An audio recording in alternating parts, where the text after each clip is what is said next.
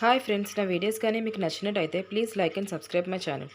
ఈరోజు నిండు నూరేళ్ల సావాసం సీరియల్లో అరుంధతికి ఏదో చెడు జరగబోతుందని డౌట్ వస్తుంది.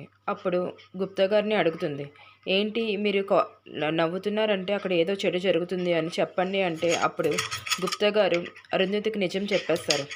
2 రోజుల్లో కాదు పెళ్ళి, రేపే జరిగిపోతుంది. వినోద్ రేపే చిత్ర మెడలో తాళి కట్టబోతున్నాడు అరుంధతి అని చెప్తాడు. దానికి ఒక్కసారిగా షాక్ గురై ఏం చెయ్యాలో తెలియక అలా ఉండిపోతుంది.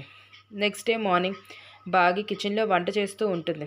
అరుంధతి అటు ఇటుగా తిరిగి ఏం చెయ్యాలి ఎలా ఆపాలని ఆలోచిస్తూ భాగ్య దగ్గరికి వెళ్ళి నీతో ఒకటి మాట్లాడాలి, బయటికి రా అని చెప్తుంది.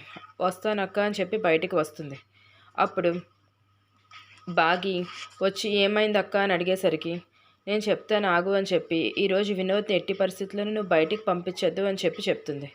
దానికి ఓకే అక్క అని చెప్పి అని లోపలికి వెళ్ళి చూస్తుంది. అప్పుడే వినోద్ మెట్లు మించి దిగుతూ వాళ్ళ అమ్మ నాన్నకి విమలకి చెప్పి బయటికి వెళ్తాడు. నాకు ఈరోజు పని ఉంది, బయటికి వెళ్తున్నాను అని చెప్పి సరే బాబు అని చెప్పి వాళ్ళిద్దరూ అంటారు.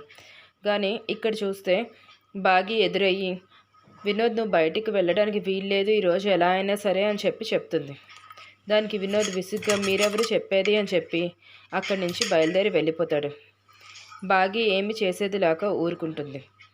ఇక్కడ చూస్తే మనోహరి చిత్ర ఇద్దరు కలిపి చిత్రని దత్తత తీసుకున్న వాళ్ళ అమ్మ నాన్నని కిడ్నాప్ చేసి వాళ్ళని ఒక గదిలో బంధిస్తారు.